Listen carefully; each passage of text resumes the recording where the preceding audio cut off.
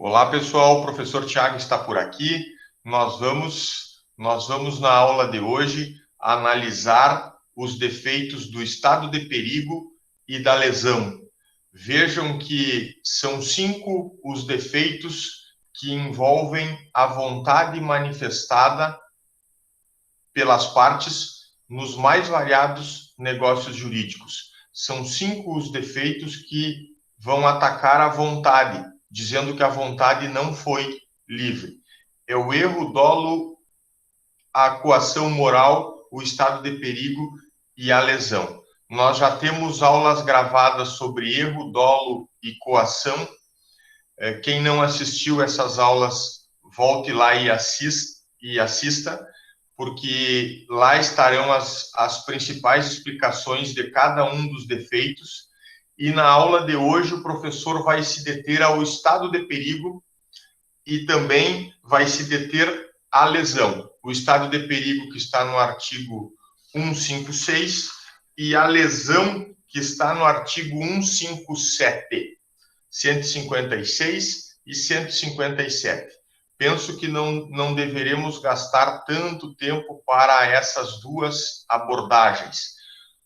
Ao início de cada aula que fala sobre defeitos dos negócios jurídicos, o professor insistentemente abre a aula dizendo: é um grande valor na nossa sociedade brasileira.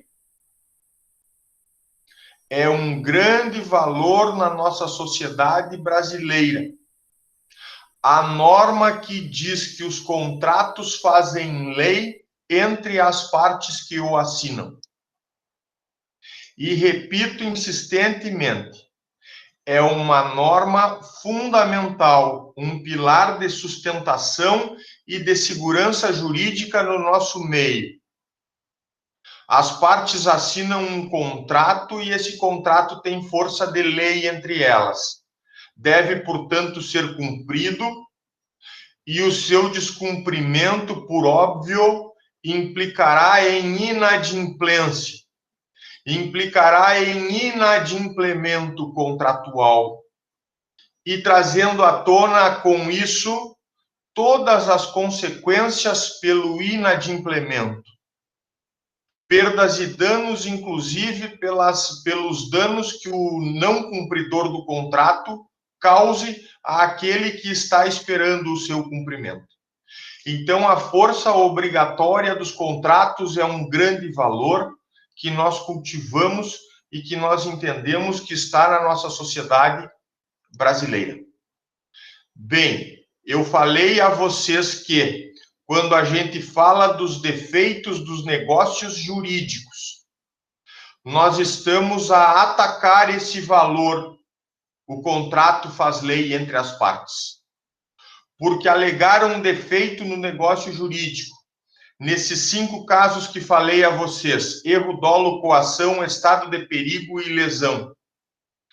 Quando nós alegarmos isso como motivação nas nossas ações anulatórias, nós estaremos sustentando ao juiz que houve uma mácula na vontade que foi manifestada pela parte, por uma das partes.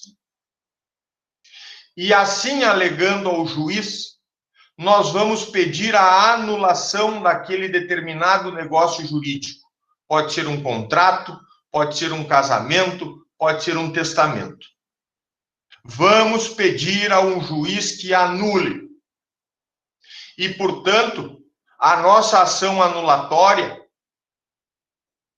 bem provada, é claro, ela vai contra a força obrigatória dos contratos, na medida em que ela quer destruir o próprio contrato.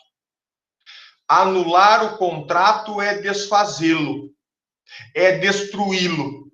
Se o contrato, o casamento ou o testamento, eles subiram a escada pontiana nos 3 degraus e estão produzindo seus efeitos, ou até mesmo em caso de subir 2 degraus, plano de existência e validade, e ainda estar aguardando para chegar ao 3º degrau na eficácia, ainda nesses casos, quando nós estamos ajuizando a ação anulatória, nós estamos pedindo o desfazimento desses negócios.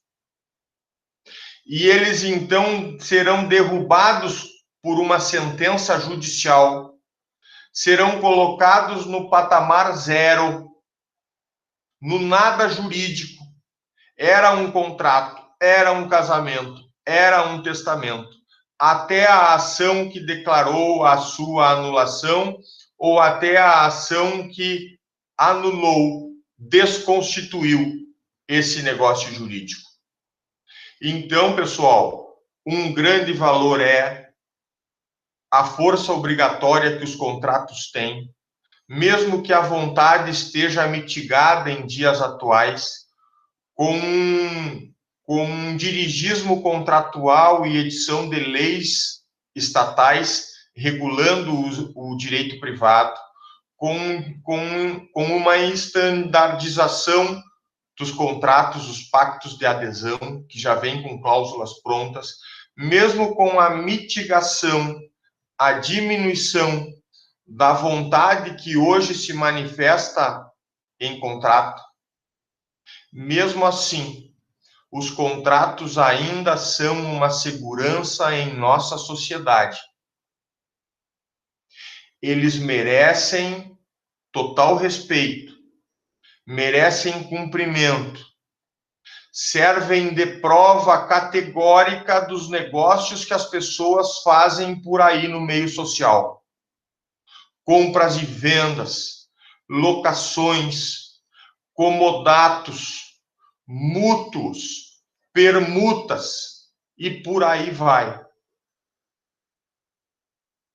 Os contratos merecem todo o nosso respeito. São segurança jurídica para a nossa sociedade. Agora, quando nós formos ajuizar a ação anulatória contrária a um negócio jurídico, nós estaremos pedindo ao juiz para desmanchar o negócio jurídico, torná-lo sem efeito, torná-lo sem validade. E assim fazendo o convencimento do juiz, no sentido de que a vontade manifestada pela parte naquele contrato, naquele negócio jurídico, não foi livre. Estarão fazendo essa linha argumentativa, tanto no erro, no dolo, na coação, no estado de perigo e também na lesão. Todas as aulas eu iniciarei reforçando. O contrato faz lei entre as partes. Essa é uma segurança nossa enquanto sociedade brasileira. É uma segurança do direito civil. E agora eu começo a falar de um desses 5 defeitos. O defeito que se encontra regulamentado no artigo 156. Chamado de estado de perigo. E que vocês precisam entendê-lo com as mesmas características de uma pessoa que se sente coagida. Na aula que falei da coação, eu disse, a conversa do coator, ela é atemorizante para a parte.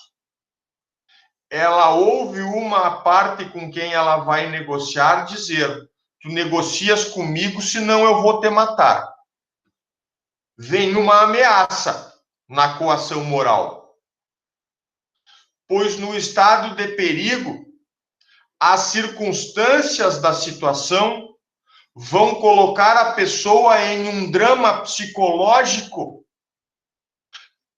tal qual aquele enfrentado por uma pessoa coagida. E eu já começo a explicação falando do exemplo. Depois de falar do exemplo e da característica principal do estado de perigo, eu vou mostrar a vocês o que o artigo 156 do Código Civil fala.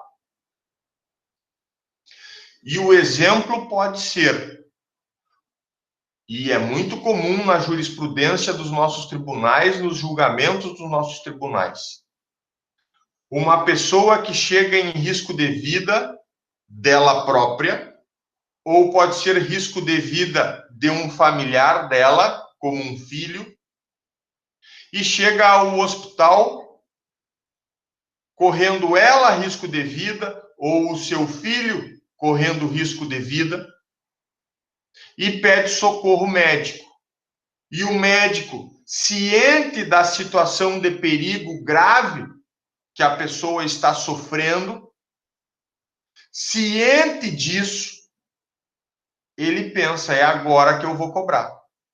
Já que ela está desesperada e está com medo de morrer ou está com medo que o parente morra, é agora que eu vou cobrar.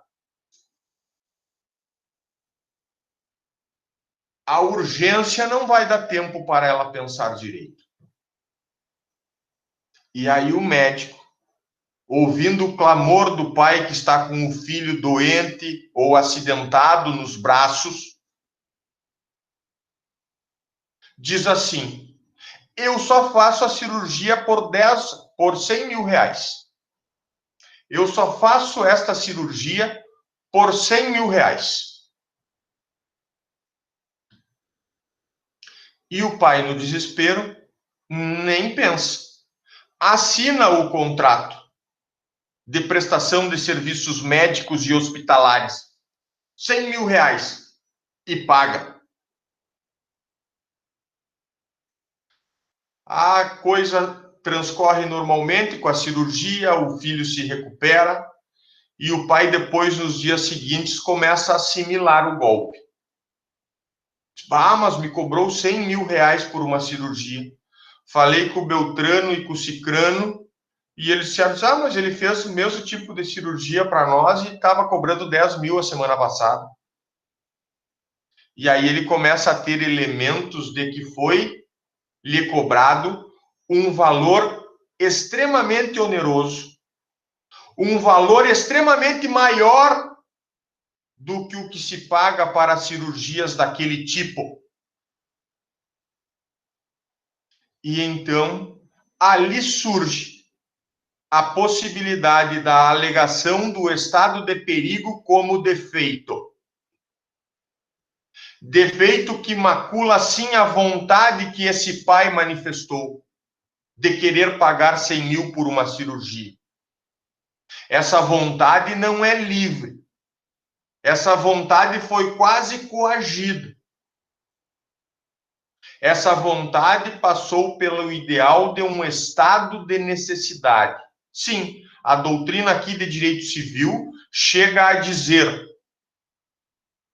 o estado de perigo como defeito para anular um negócio, ele tem origem lá no estado de necessidade alegado no direito penal para excluir ilicitude. Lá no direito penal, eu dizia a vocês lá, quando nós estudamos os filtros, a escada pontiana e por aí os atos ilícitos. Eu dizia a vocês, no direito penal, fato é típico ou não é típico, conforme encaixa na lei ou não encaixa. Conforme a lei se encaixa ao fato ou não se encaixa. Isso é subsunção, eu disse. Depois, um segundo ponto, o juiz vai querer saber se o fato é também ilícito. E aí ele começa a ver se tem alguma excludente de ilicitude do fato criminoso. Uma das excludentes de ilicitude do fato criminoso é o acusado ter agido por estado de necessidade. E o exemplo clássico dos professores de direito penal. O navio, o iate, o barco está afundando. Dois são os homens que estão a velejar nesse iate. Dois são os homens. E ao afundar, só há uma tábua de salvação. Ou como queiram, só há um colete salva-vidas. Ou seja, de dois homens que velejam, com o naufrágio do iate, um se salva e o outro morre. E aí o que está mais forte de braço defere um soco no mais fraquinho, fazendo com que ele perca o sentido e morra afogado. Se agarra na tábua da salvação ou no colete salva-vidas e volta para a praia. Chegando na praia, já está a polícia. O senhor está preso por homicídio. Matou o outro carinha lá no meio do oceano. Qual é a defesa dele no processo penal, senhoras e senhores? Estado de necessidade, excelência. Estava eu no meio do oceano, naufragou o nosso barquinho e só havia uma tábua onde se segurar. Essa tábua aguentava o peso de uma pessoa.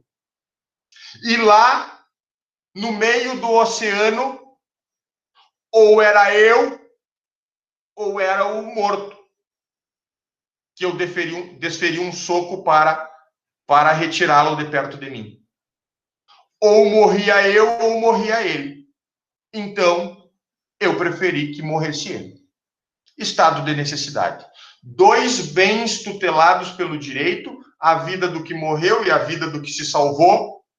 Dois bens em igualdade de condição, e naquela situação não restava outra alternativa, senão um matar ao outro, para que aquele que sobrevivesse se salvasse com a tábua da salvação.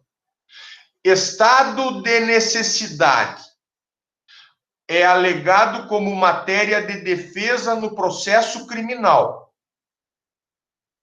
para retirar, para excluir a ilicitude do fato criminoso. Pois a doutrina de direito civil, parte dela, não são todos os doutrinadores que falam a respeito, mas parte da doutrina vai dizer assim: esse ideal de estado de necessidade que está lá no direito penal, como excludente de ilicitude do réu, como matéria de defesa para excluir a ilicitude e então permitir que o juiz absolva o réu, esse estado de necessidade veio para cá nos negócios jurídicos com o nome estado de perigo. E se vocês analisarem a ótica, as circunstâncias são idênticas. No estado de necessidade, há uma necessidade premente, ou eu me salvo, ou eu morro. Para salvar o meu amigo, eu é que tenho que morrer. Vejam o cotejamento do pensamento. Ou eu me salvo, ou eu morro. E aqui, como defeito do negócio jurídico, o estado de perigo requer a mesma situação de análise. O pai, no exemplo dado, que chega com o filho nos braços em um hospital e pede socorro médico, ele está sim em estado de necessidade urgente.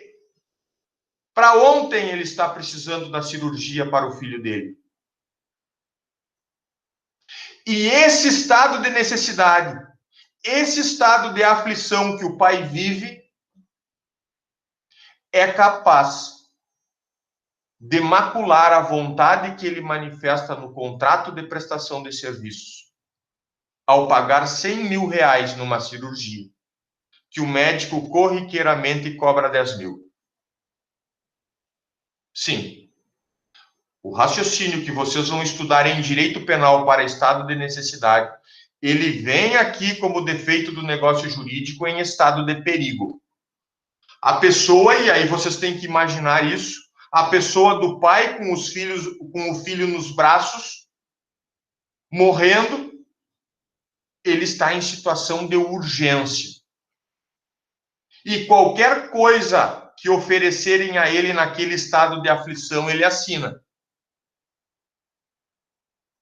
Se cobrassem 500 mil, ele assinava. Depois ele esfria o raciocínio e diz, mas me fez de bobo. Por que se sempre ele cobra 10 mil naquele dia que eu tanto precisava, ele me cobrou 100? Estão, senhoras e senhores, diante do estado de perigo que macula a vontade que uma das partes manifesta ao celebrar o negócio jurídico. Eu diria que até praticamente a afasta. Então, aquele requisito de validade que nós vimos lá no 104, subentendido, e que eu dizia a vocês, a vontade deve ser livre, esse requisito de validade não está aqui no estado de perigo. Porque a vontade aqui manifestada não é livre. Ela foi uma vontade induzida por estado de necessidade. E nesse estado espiritual, querendo salvar o filho, o pai assina qualquer coisa. Me dá a caneta, me dá 10 canetas que eu assino 10 vezes. Mas levem meu filho e salvem. O estado de perigo tem essa visibilidade. E é isso que vocês precisam sentir. No estado de perigo, há alguém com uma situação de perigo a si próprio ou a membro de sua família. E esse estado de perigo lhe deixa tão atormentado e tão atordoado que ele é capaz de manifestar vontade assinando qualquer contrato sem sequer perceber ao certo o que ele está fazendo. E aí a vontade não é livre. Ou vocês vão achar que essa vontade é livre? Não, ela não é. Não pode ser livre. E aí, antes de nós lermos o artigo e darmos uma olhada no nosso material esse que já está à disposição de vocês, antes de nós lermos o artigo, o professor precisa enfatizar que no estado de perigo, nós temos uma situação que, um outro exemplo, que também deve ser memorizado por vocês, que é o do sequestro. E aí pode ser o pai, de novo, que teve o filho ou a esposa sequestrada, o filho sequestrado ou a esposa sequestrada. Um segundo exemplo. E aí o que os sequestradores pedem? 100 mil reais de resgate. E ele tem uma casa de 500 mil à venda. Já há meses se está vendo a casa. Plaquinha lá na frente, tratar com o celular tal, papapá. Preço era 500 mil, todo mundo sabia. E o vizinho deu olho na casa, à venda. Ciente da situação de perigo que envolvia agora aquele vendedor,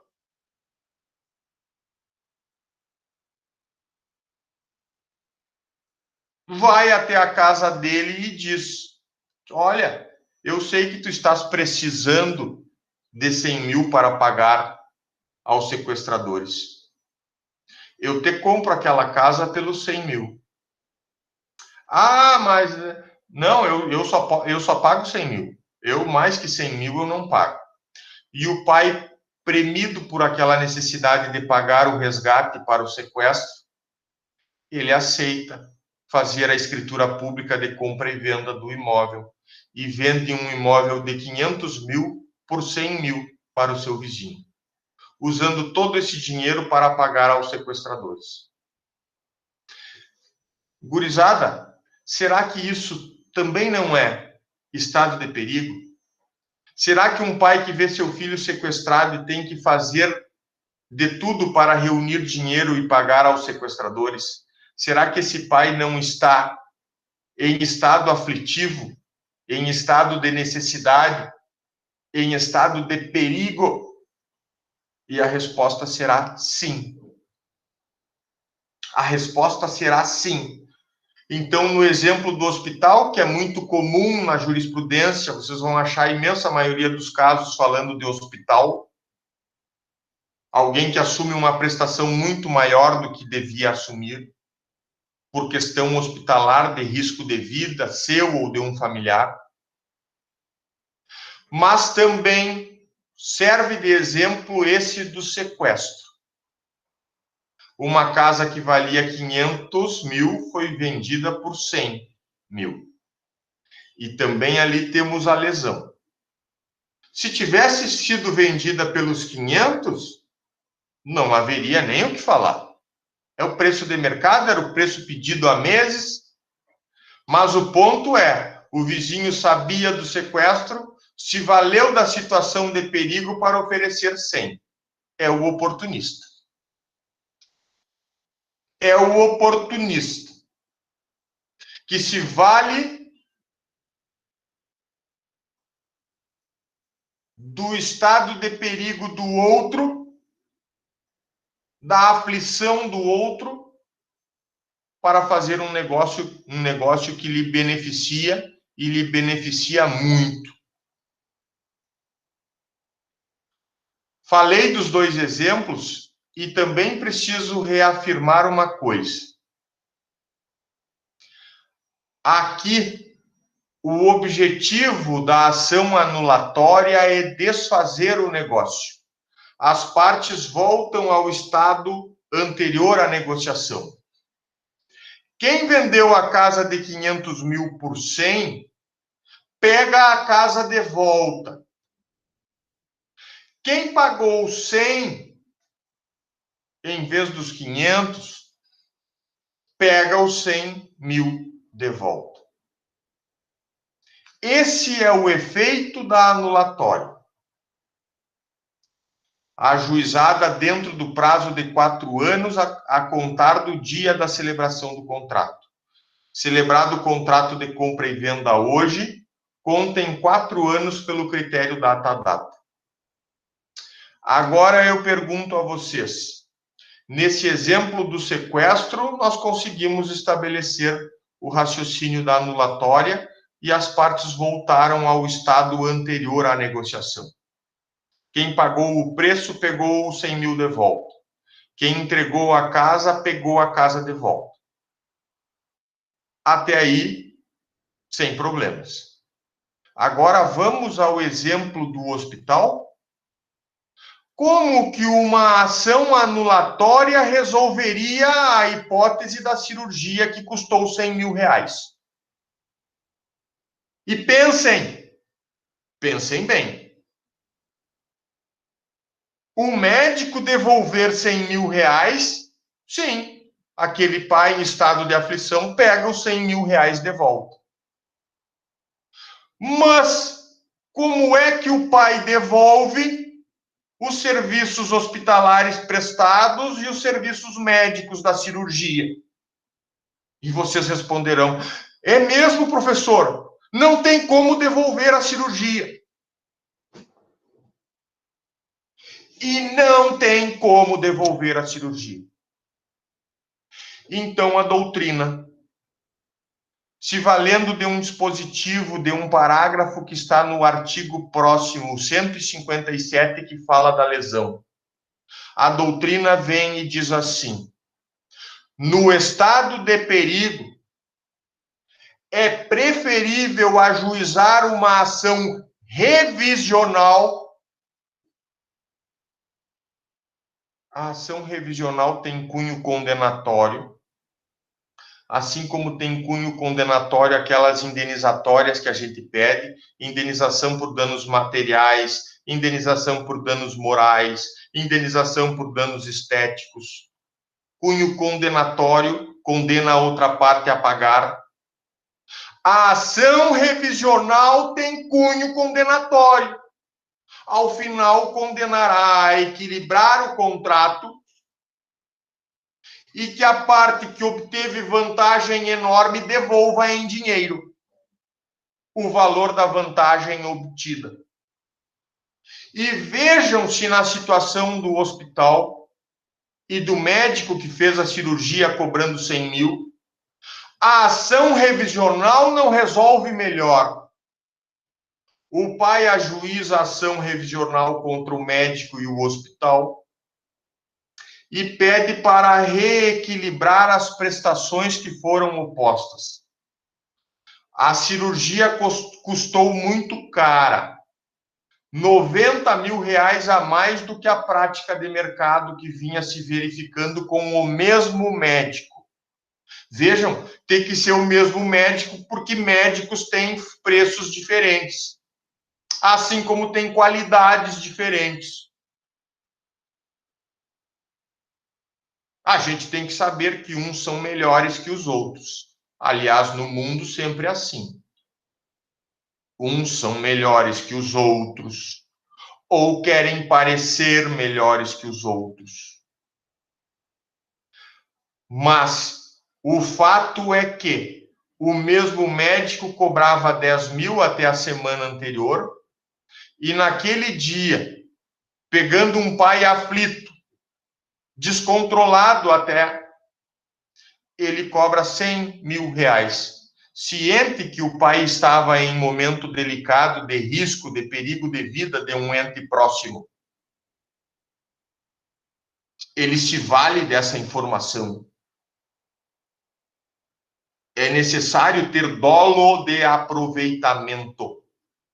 Se o médico não sabe da situação de perigo, não pode ser alegado o estado de perigo.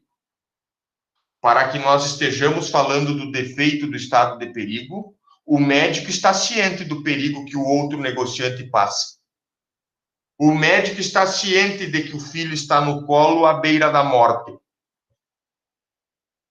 Mas eu lhes digo, a doutrina tem absoluta razão quando diz que a ação revisional, em alguns casos, vai resolver muito melhor do que a ação anulatória.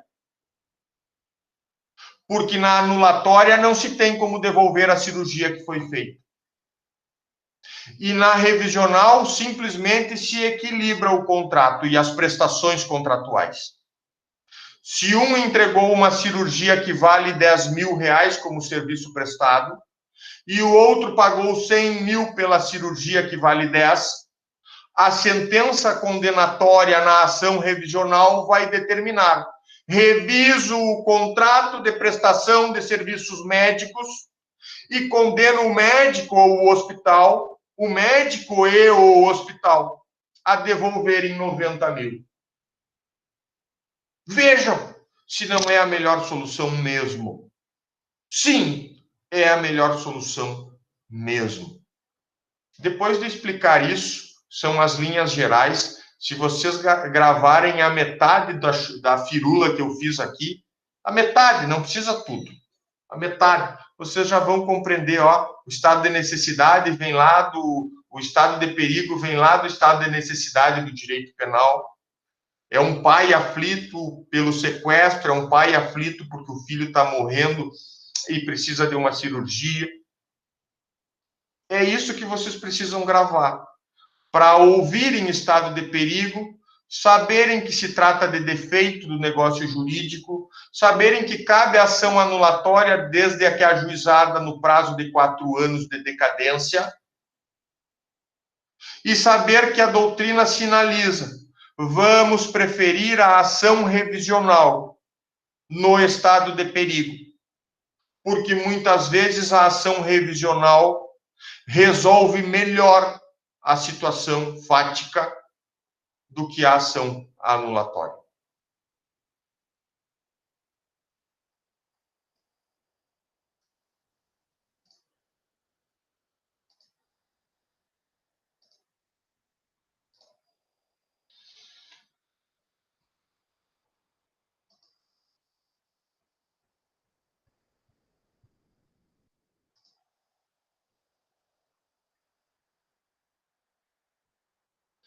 Estado de perigo, pessoal. Está aqui, ó, o material vocês já receberam também, tá? O material vocês já receberam também. Tudo isso que o professor fala, de certa maneira, vocês vão rememorar ao ler o material que vocês têm como roteiro de estudo. Ali eu já disse também que muita parte da doutrina, uma boa parte da doutrina, entende que é uma forma especial de coação. Aquele cidadão que está em situação de perigo, ele se sente coagido pela própria situação. O pai jamais pensaria, não vou assinar o contrato porque é caro. Naquele momento de perigo que o filho dele atravessa, ele assina. Assina contrato de 100, de 200, de 500 mil reais. Então, por isso que a doutrina diz, muitas vezes a gente consegue fazer uma analogia, uma semelhança, uma comparação de semelhança com a coação. Vamos à leitura do artigo 156 do Código Civil. Configura-se o estado de perigo quando alguém, premido da necessidade de salvar-se, ou a pessoa de sua família, de grave dano conhecido pela outra parte, assume obrigação excessivamente onerosa. Então, tem um aspecto objetivo que é a onerosidade da prestação assumida. Eu assumi como pai uma prestação de 100 mil reais para pagar ao médico, quando, na verdade, numa situação de normalidade, quanto muito eu assumiria uma prestação de 10 mil reais. Tem um critério objetivo, no sentido de que o preço pago ele deve ser exorbitante, ele deve ser astronômico e, portanto, desastroso para aquele que paga. Está pagando muito mais do que deveria. Ou no caso da casa vendida por causa do sequestro, está recebendo muito menos dinheiro do que deveria. E então está entregando uma casa de valor muito maior ao que recebeu. Parágrafo único do 156. Tratando-se de pessoa não pertencente à família do declarante, o juiz decidirá segundo as circunstâncias. Aqui, pessoal, a regra geral é que estado de necessidade, esse estado de aflição de um pai, esteja relacionado com o seu meio familiar. A situação de perigo acomete um filho, acomete a própria pessoa do negociante, ou acomete a esposa do negociante. É coisa próxima. Já a situação de perigo é atinente ao presidente Bolsonaro. Não me comove em nada. Eu assumi um negócio de prestação de serviço por causa do Bolsonaro. Não me comove nada, não vai ter repercussão nenhuma, psicologicamente. Vamos dizer, mas o senhor é pai, o senhor é pai de família, a situação não envolve a sua família, e o senhor fez esse negócio desastroso no sentido de assumir uma prestação onerosa, onerosíssima, caríssima, e vem aqui me dizer que é por causa do presidente Bolsonaro?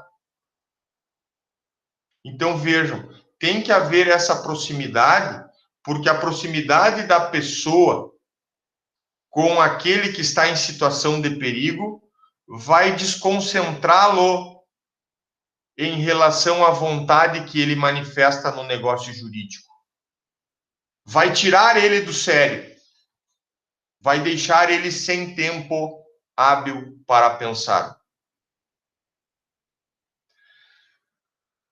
A regra é que, então, o juiz possa decidir se eu cheguei ao hospital e assumi uma prestação muito onerosa porque cheguei lá para tentar salvar um amigo meu. O juiz vai decidir se é estado de perigo ou se não é. aí vai depender muito da interpretação racional do juiz e da prova de que aquele amigo era um amigo amiguíssimo, íntimo, muito querido. E então eu fui ao hospital e assumi essa prestação exorbitante porque eu queria salvar meu amigo. Não admitia perdê-lo. Isso tudo vai ter que ser provado ao juiz e o juiz poderá considerar. O mais fácil é ser pessoa da minha família e eu negocio com uma prestação exorbitante. E depois de acalmada a situação, eu vejo, mas o cara usou a situação de perigo que eu me encontrava e me extorquiu. Me cobrou muito mais do que eu devia. Dito isso, eu vou mostrar a vocês este gráfico aqui, ó. Este gráfico aqui. Estado de perigo. Este estado de perigo que nós acabamos de ler no artigo 156, ele vai ter dois elementos bem distintos e que vocês, ao analisarem a situação e perceberem que se trata de estado de perigo e que caberia uma ação anulatória, vocês terão que circunstanciar e provar ao juiz que esses dois elementos estão presentes. E esses dois elementos que nós vamos falar, eles estão escritos na regra do artigo 156. Não é invenção doutrinária, não é invenção do professor Tiago. Eles estão ali, na regrinha do artigo 156. Então, olhem aqui ao lado. Estado de perigo. Nós temos um elemento subjetivo, que é a situação de perigo, que deve ser conhecida do outro negociante. O médico deve conhecer que eu, pai, estou em situação de perigo. O vizinho que compra a casa por preço vil é preço baixo. Às vezes vocês vão ouvir a falar, a praça foi por preço vil, é porque o leiloeiro vendeu o bem muito barato. Então os tribunais eles anulam a venda pública por preço vil, baixo demais. Então o preço vil pago pelo vizinho que estava ciente da situação de perigo causada pelo sequestro do filho, ciente da situação de perigo, um dos negociantes que se aproveita tem que estar. Isso se chama dolo de aproveitamento. E eu já digo aqui, ó, a necessidade do dolo de aproveitamento, conhecimento pela outra parte da situação de necessidade, da situação de perigo. O elemento subjetivo diz respeito a isso. Temos que visualizar uma situação de perigo vivida por alguém e temos que visualizar que o outro negociante que negocia com esta parte que está em situação de perigo, que esse outro negociante sabia daquela situação perigosa vivida pelo negociante. Segundo elemento, além do elemento subjetivo, vocês devem demonstrar na ação anulatória que há presente, naquele caso, o elemento objetivo chamado de onerosidade excessiva. E eu volto para o 156. 156. Obrigação excessivamente onerosa. Está ali o elemento objetivo. E o subjetivo, professor? Está aqui no restante, ó.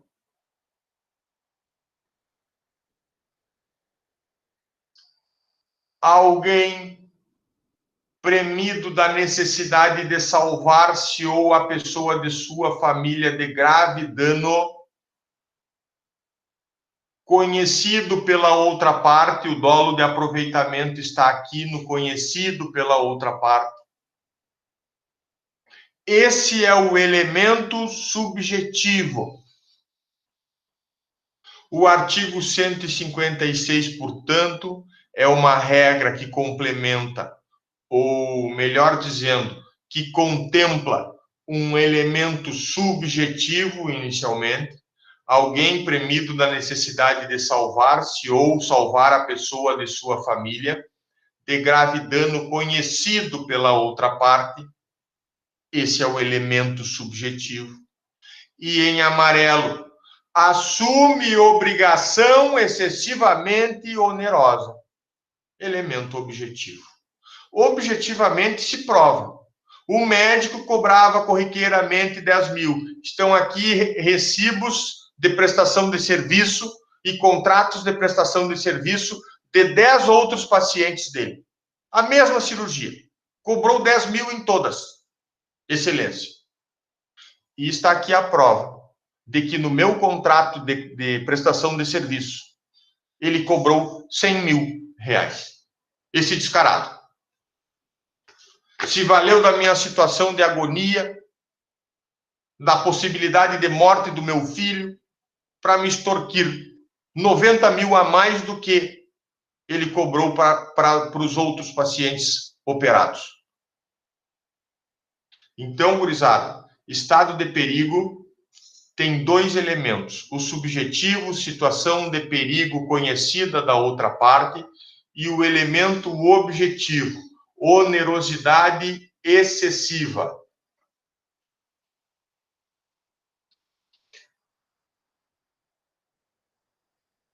No material eu também coloco a vocês que no estado de perigo o negociante temeroso de grave dano ou prejuízo acaba celebrando o negócio mediante uma prestação exorbitante, presente então a onerosidade excessiva.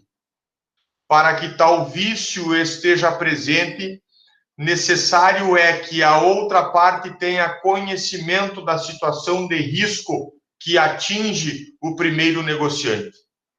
Elemento subjetivo que diferencia o estado de perigo da coação. Então, é esse ponto, no elemento subjetivo, situação de perigo conhecida da outra parte, que nós temos uma distinção da coação moral propriamente dita.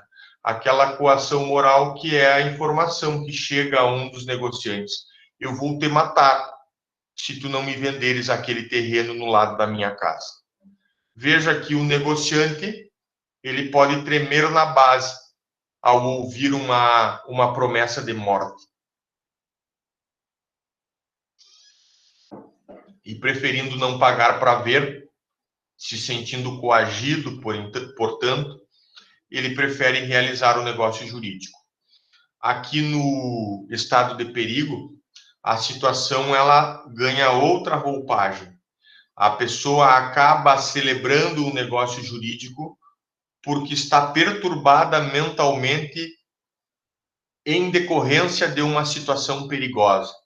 Situação perigosa que o atinge pessoalmente ou que o atinge indiretamente através de um familiar, ou, como disse, de um amigo próximo, quando caberá ao juiz decidir se esse amigo próximo é capaz de desencadear a alegação de estado de perigo.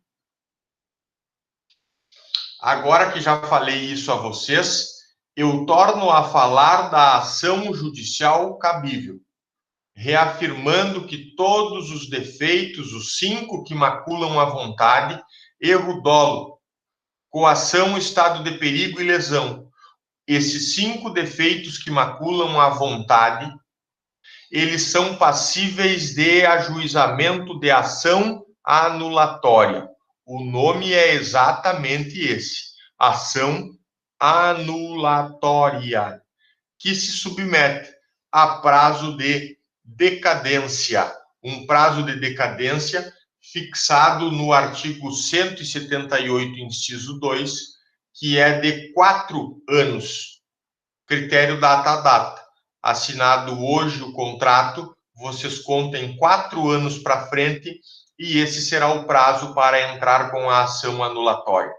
Após 4 anos e 1 dia, ninguém mais poderá falar em ação anulatória, em ajuizamento de ação para anular esse negócio jurídico por estado de perigo, por erro, por dolo, por coação ou por lesão. Vamos ver o que diz o nosso material. O negócio jurídico celebrado em estado de perigo é passível de anulação. Sim, é passível de anulação. A nossa colinha é o artigo 171 do Código Civil. Não é o 171 do Código Penal que fala de estelionato. É o 171 do Código Civil, que no seu inciso 2 fala que é anulável o negócio por estado de perigo. Sendo que a ação anulatória deve ser proposta dentro do prazo decadencial de 4 anos a contar da data da celebração do negócio. Artigo 178, inciso 2, fala que sim, é de 4 anos o prazo para entrar com a ação anulatória, prazo de decadência. Ou eu entro, ou eu perco o direito de anular. Ou eu ajuizo a ação como advogado, e vocês ajuizam a ação como advogados ou advogadas, ou perderão a oportunidade de anular esse negócio jurídico sob esse fundamento estado de perigo. Para evitar a anulação do negócio jurídico, e eu já antecipei esse ponto, o juiz poderá revisar o negócio aplicando analogicamente o que diz o artigo 157, inciso, ou melhor dizendo, parágrafo 2º. Eu vou descer um pouco, vocês me permitam. 157, no defeito da lesão, parágrafo 2º. Esse artigo aqui, gurizada, ele não é um artigo escrito pelo legislador no estado de perigo. Ele foi escrito pelo legislador no defeito da lesão. Mas já há consenso nacionalmente, doutrina e tribunais pensando do mesmo modo, no sentido de que esse dispositivo se aplica ao estado de perigo também. O que ele diz, professor?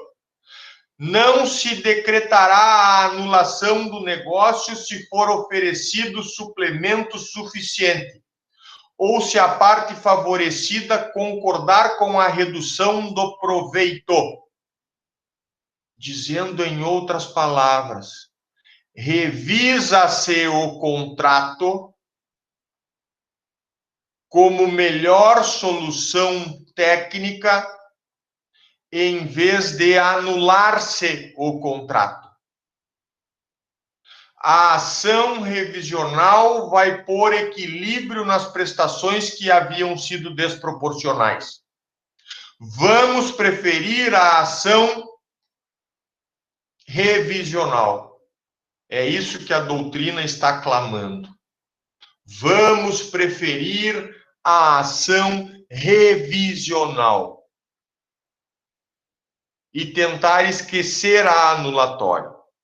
Deixamos a ação anulatória para os casos extremamente graves e pelos quais a outra parte não queira entrar em acordo. Então, pessoal, eu chamarei a atenção a vocês, e poderá cair na sua prova, chamarei a atenção de vocês ao enunciado 148 do Conselho da Justiça Federal, que fala sobre as jornadas de direito civil. E lá os doutrinadores se reuniram para analisar o artigo 156 e concluíram. No artigo 156, ao estado de perigo, Aplica-se por analogia. Analogia é pegar uma norma emprestada que está em vigor, mas não foi escrita para o caso específico, foi escrita para outra situação. A gente toma uma lei em vigor, emprestada, para resolver uma situação fática para a qual aquela lei não era originalmente criada. E aqui, por analogia, nós vamos aplicar o disposto no parágrafo 2º do artigo 157 do Código Civil. Sim, isso virou doutrina. Enunciado doutrinário em jornada de direito civil. Aqui, se eu pudesse, então, pedir a vocês que gravassem outro significado, é o de que vamos, no estado de perigo, sempre preferir a ação revisional em vez da ação anulatória. Vamos preferir. Não quer dizer que sempre vamos conseguir fazer por ação revisional. Mas vamos tentar a via revisional antes da via anulatória. E, em alguns casos, já ajuizaremos a ação anulatória de saída. Lembrem-se que, nesses casos, o dever de vocês é cuidar o prazo de decadência, 4 anos a contar da celebração do contrato, e o dever de vocês é explicar ao juiz que os 2 elementos do estado de perigo estão presentes. O elemento subjetivo, situação de perigo conhecida do outro negociante, e o elemento objetivo, foi assumida uma prestação onerosamente excessiva, como demonstram os contratos anteriores do médico. E o meu contrato, que é muito mais caro. Busca-se, então, a manutenção do negócio e os juízes, vocês como juízes ou como juízes, e os juízes devem tentar propor medidas de solução que visem a revisão negocial e não a anulação do negócio. A boa-fé, obviamente, estará a nortear o juiz de direito ou a juíza de direito, o juiz federal ou a juíza federal. Estará a nortear no sentido de buscar a parte que melhor age com preceitos de boa-fé. E ali nós vamos conseguir, no exemplo do médico, assim como no do vizinho, nós vamos conseguir identificar um desvio de conduta ética no médico que cobra mais. Nós vamos conseguir identificar um desvio de conduta ética no vizinho que oferece bem menor preço do que vale a casa oferecida à venda. É um desvio de postura ética.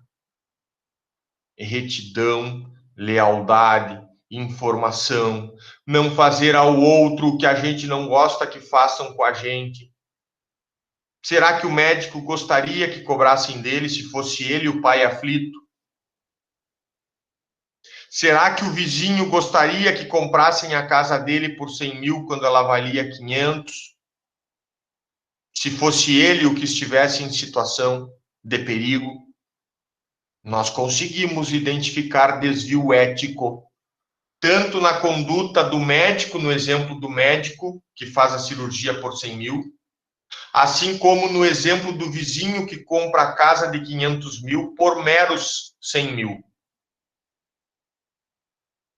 Sim, então a boa-fé está envolvida aqui e os juízes de direito, as juízas de direito, vão ter essa sensibilidade de analisar o estado de perigo, de ver se é caso de propor a revisional, de tentar solucionar com as partes através de acordo numa via revisional, ou se é caso, então, de efetivamente anular o negócio jurídico e determinar o desfazimento da negociação.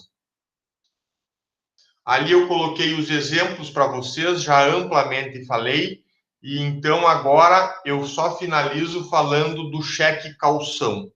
Se vocês forem fazer pesquisa de jurisprudência, vocês verão muitos casos dos tribunais falando em estado de perigo e relacionando isso a internações hospitalares, a cirurgias em hospitais. Porque geralmente o estado de perigo vivido por um dos negociantes é relacionado à sua saúde, a risco de agravamento na sua saúde, a risco de morte. Então, as jurisprudências que a gente sistematicamente pesquisa, elas vão falar de casos hospitalares, envolvendo a saúde de um dos negociantes que se sente extorquido por uma cobrança médica. O cheque calção aqui, ele vai encontrar uma certa polêmica, eu diria. Ele vai encontrar um dissenso. Não há consenso, há um dissenso. Alguns vão entender que a exigência desse cheque calção, que é emitir um cheque no valor tal e deixar calcionado lá com a administração do hospital, esse cheque calção para internações hospitalares, há quem entenda que caracteriza estado de perigo.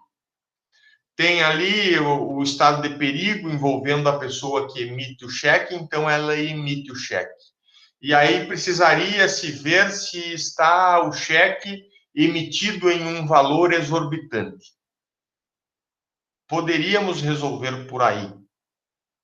Mas me parece, assim como o Tartucci, entende? Me parece que não é o melhor a fazer. Entender que cheque calção é estado de perigo. Porque nós entraríamos naquela situação, será que o valor do cheque ali emitido, ele representa uma onerosidade excessiva? Ou é o valor padrão que o hospital cobra para internações nesses quartos? Então fica difícil. Eu já prefiro entender como o Tartucci diz. Trata-se de uma questão de consumo e não há por que nós não invocarmos como pacientes consumidores, não há por que não invocarmos o Código de Defesa do Consumidor. Entendendo, então, que vai se anular aquela calção, aquele cheque calção, aquela necessidade de calção, por violação dos direitos do consumidor. E aí eu só finalizaria essa situação dizendo que a existência do cheque calção, especialmente quando o consumidor já tem plano de saúde ou quando ausente justo motivo para a negativa de cobertura do plano de saúde, configura uma cláusula abusiva que, por envolver matéria de ordem pública, ocasiona a nulidade do ato correspondente. Essa seria a solução mais satisfatória ao consumidor. Assim, o Flávio Tartucci entende, e eu acho que com maior coerência é a solução mais adequada. Invocar o Código de Defesa do Consumidor e, como paciente consumidor de um serviço médico, dizer a cláusula que exige o cheque calção é nula de pleno direito, lesiva ao direito do consumidor. Seria a melhor alternativa. Em vez de entrar na bola dividida de uma ação anulatória que vai desencadear o raciocínio. Temos o requisito objetivo, onerosidade excessiva? Não sei se temos. O cheque calção foi emitido em R$5.000. A gente não sabe se ficar 15 dias o cheque calção, se ficar 15 dias internado, o cheque calção nem é suficiente para pagamento.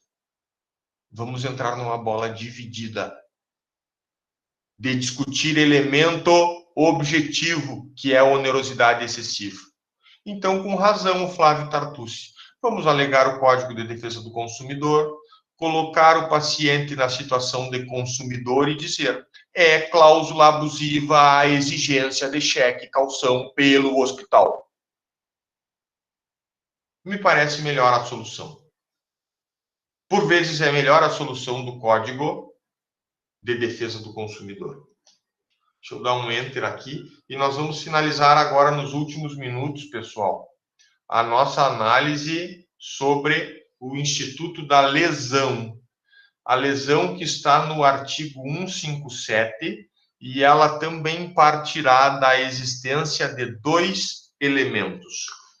Dois principais elementos estarão presentes na lesão. E eu já antecipo a vocês. Teremos um elemento objetivo que é o mesmo do estado de perigo. Está aqui ele. Essa onerosidade excessiva do estado de perigo também está aqui na lesão.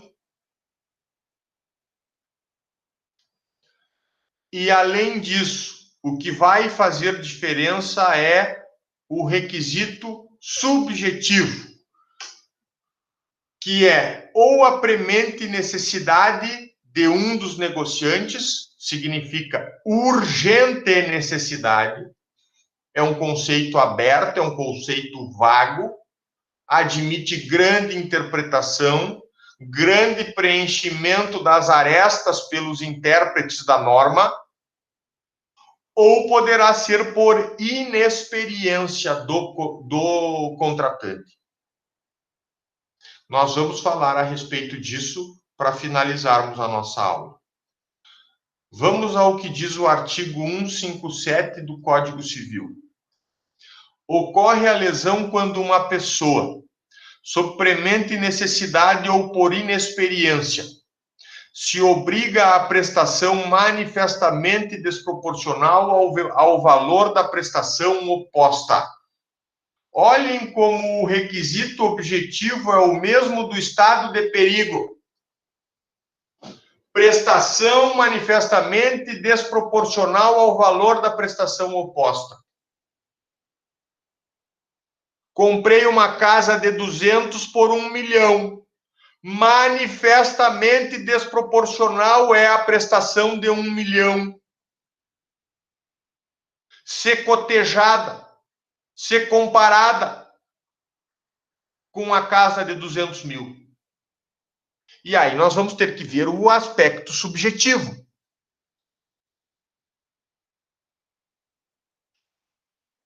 Que o aspecto subjetivo, ou elemento subjetivo, é diferente na lesão. O aspecto ou elemento objetivo é o mesmo.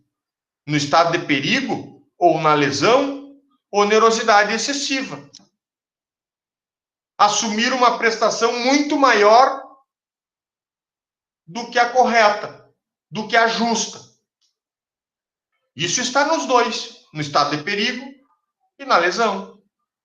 Vamos à diferença. No elemento subjetivo da lesão, primeira parte do artigo. Ocorre a lesão quando uma pessoa sob premente necessidade, urgente necessidade, ou por inexperiência, não ter experiência em um dado negócio. A pessoa pode ter experiência muito grande no ramo automobilístico. Sabe tudo de compra e venda de automóveis. Mas não sabe nada no ramo da negociação da construção civil. Compra imóvel na planta, já não sabe como construir, ou contrata uma construtora e não sabe como cuidar da obra. A pessoa pode ter grande experiência em uma dada matéria, em um dado assunto, e ser completamente leigo, inexperiente em outro assunto. Mas saibam, para falarem de lesão, ao ajuizarem ações anulatórias, porque lesão macula a vontade, lesão torna a vontade não livre. A vontade deve ser livre, mas aqui na lesão a vontade não é livre. Ela surgiu de premente ou urgente necessidade. Ela surgiu da inexperiência do negociante. E então, nas ações anulatórias, vocês explicarão ao juiz: olha, o meu cliente agiu sob inexperiência, ou agiu sob premente necessidade, verificada em tal, tal e tal hipótese. E mais, excelência, também tem o requisito objetivo. Há uma onerosidade excessiva na prestação que o meu cliente assumiu em relação àquela outra prestação que o outro negociante assumiu. Meu cliente pagou 1 milhão. O outro negociante entregou a ele uma casa de 200 mil. É uma prestação desproporcional. E a lesão, o defeito da lesão, bate nessa desproporção. Então eu digo a vocês, há um elemento objetivo que é a onerosidade excessiva aqui na lesão também. E há um elemento subjetivo que é urgente ou premente necessidade ou inexperiência de um dos negociantes. Vamos adiante. O que mais eu preciso enfatizar a vocês? O juiz, em cada caso concreto, terá a obrigação de analisar essa desproporcionalidade nas prestações. Não é só alegar e levar. Então, a lesão ela precisa passar por análise apurada de um juiz ou de uma juíza, analisando os valores que foram pagos e analisando o valor do bem que foi vendido, para ver se essa desproporção nas prestações realmente ocorre. Porque julgar ação judicial não é brincadeira. Os juízes lidam com a vida das pessoas. O resultado de uma ação, por vezes, traz uma enorme dificuldade para quem perde a ação. Então, não é brincadeira julgar ação anulatória. Com mais razão, a ação anulatória pelo defeito da lesão. Aqui, se eu falo a vocês que o juiz tem que analisar caso a caso, eu já digo que o parágrafo 1º vai dar essa notícia aos juízes e aos operadores do direito. Dirá assim o parágrafo 1º: aprecia-se a desproporção das prestações segundo os valores vigentes ao tempo em que foi celebrado o negócio jurídico. Então, pensando que são 4, o número de anos de decadência, se a ação for ajuizada lá no 4º ano, não é lá que se faz a análise da desproporção dos valores. Eu vou atualizar agora a casa pelo valor de mercado e vou dizer que é desproporcional. Não! Parágrafo 1º do 157. Vamos voltar ao tempo, vamos voltar à data da celebração do negócio, e é naquela data de celebração do negócio que nós vamos analisar a desproporção. Lá na data da celebração do negócio, qual era o valor de mercado da casa? 200 mil. Lá na data da celebração do negócio, quanto que o comprador da casa pagou? 1 milhão. Desproporção. Recebeu uma casa de 200, pagou 1 milhão, desproporção. Isso exorbita, e muito, a ideia de lucro. Eu vou ter lucro, vou botar um imóvel de 200 mil à venda por 1 milhão. E alguém compra. Exorbita a ideia de ganhar um lucro em cima de uma compra e venda. Não é vedado negociar, não é vedado ganhar lucro em cima. O que se veda é a proporção desordenada da prestação imposta. Impor ao outro negociante pagar 1 milhão por algo que vale 200. Bem, professor, mas por que o outro negociante aceitou? Requisito subjetivo. Ou o cara era inexperiente, não sabia, estava comprando a primeira casa aos 25 anos, inexperiente em negociação, olhou o imóvel, achou que valia 1 milhão. Tá, mas de que mundo você veio? Ah, eu vim lá do Rio de Janeiro. Não, mas aqui não vale 1 milhão um imóvel desse. Aqui vale 200 mil. Bah, mas eu era inexperiente, então. É isso. Por que ele aceitou um preço tão exorbitante? Inexperiência é uma das possibilidades. E a outra possibilidade, professor? Premente necessidade. Urgente necessidade. Alguém que queira comprar a primeira casa pode também sustentar que está sob premente necessidade. Pode. Urgente necessidade de comprar a casa, está sem ter onde morar. E só havia aquela possibilidade de compra da casa. Então, é uma alegação possível. Dito isso, que nós devemos voltar para analisar a desproporção, nós devemos voltar à data da negociação, eu digo que esse artigo, esse parágrafo 1º do 157, ele tem curto prazo. O voltar não é voltar muito, porque vamos combinar, né? Se o prazo de decadência é de 4 anos, e se em 4 anos e 1 dia eu não mais consigo ajuizar a ação anulatória, é porque no máximo eu vou usar esse parágrafo 1º para voltar 4 anos no tempo. Mas tenho que voltar. Analisar na data da negociação o preço da casa, analisar na data da negociação o preço que foi pago. É isso que tem que fazer. Não tem que se atualizar os valores até a data da propositura da ação, não tem que se atualizar ou reavaliar a casa na data da propositura da ação. Não é isso que o parágrafo 1º fala. O parágrafo 1º diz assim: voltem lá no dia da negociação e comparem lá se houve desproporção. Se não houve desproporção lá no momento da negociação, excelência julga improcedente o pedido anulatório. Mas se lá no momento da negociação houve desproporção, julga procedente e anula. Vou trocar de parágrafo. Disse a vocês que, por analogia, esse parágrafo 2º se aplicava ao estado de perigo.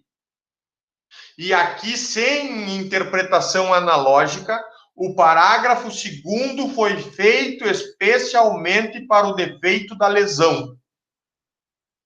E ele diz, vou repetir a leitura, porque já li. Não se decretará a anulação do negócio se for oferecido suplemento suficiente, ou se a parte favorecida concordar com a redução do proveito. Ação revisional neles. E vou repetir o que já disse lá no estado de perigo. Prefiram a ação revisional em vez do ajuizamento da ação anulatória. E prefiram porque a situação se resolve melhor. É mais suave revisar um contrato e equilibrar a prestação desproporcional do que simplesmente desfazer o contrato e colocar as partes no estado anterior. Estado anterior à negociação.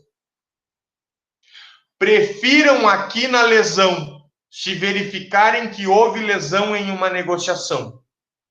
Prefiram aqui ajuizar a ação denominada de ação revisional. Muitos ouviram falar, ajuizou uma ação revisional contra o banco. O banco estava cobrando muito juro, Vou revisar o contrato. Muito, muito, muito, muito se usa a ação revisional contra instituições financeiras. Muito mesmo. Usem aqui a ação revisional para revisar o contrato em vez de usar a ação anulatória. E deixem a ação anulatória como uma carta na manga, em segundo plano. Se a revisional não der, se não tiver jeito de acertar, vamos para anulatória. E lembrem-se do exemplo lá no estado de perigo do médico, que seria praticamente inviável devolver uma cirurgia. Conforme as características, é muito melhor revisar o negócio em vez de anulá-lo.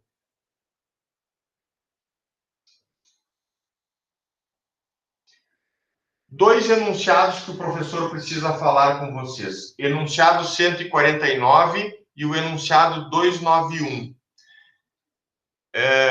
Em atenção ao princípio da conservação dos contratos, a verificação da lesão deverá conduzir, sempre que possível, à revisão judicial do negócio jurídico e não à sua anulação, sendo dever do magistrado incitar os contratantes, provocar os contratantes, orientar os contratantes a seguir a regra do parágrafo 2º do 157. Matéria doutrinariamente aprovada em jornada de estudos de direito civil. Vamos preferir a revisional. Como magistrados, vamos propor uma solução que passe pela revisão e não pela anulação. Vamos usar o parágrafo 2º do 157. Não só aqui para o defeito da lesão, mas também ali acima para o defeito do estado de perigo. Vamos para o outro enunciado, enunciado 291. Nas hipóteses de lesão do 157, pode o lesionado optar por não pleitear a anulação do negócio jurídico, deduzindo desde logo pretensão que vise a revisão judicial do negócio por meio de redução do proveito do lesionador ou do complemento do preço. Então, aqui o 291 reafirma o enunciado 149, sinalizando pela possibilidade da ação revisional. Aqui eu falo dos elementos objetivo e subjetivo. O elemento objetivo é o mesmo na lesão, é o mesmo no estado de perigo, desproporção das prestações com onerosidade excessiva, e o elemento subjetivo, que lá no estado de perigo é a situação de perigo conhecida pelo outro negociante, aqui na lesão é premente necessidade ou inexperiência de uma das partes. Falando rapidamente para finalizarmos a aula.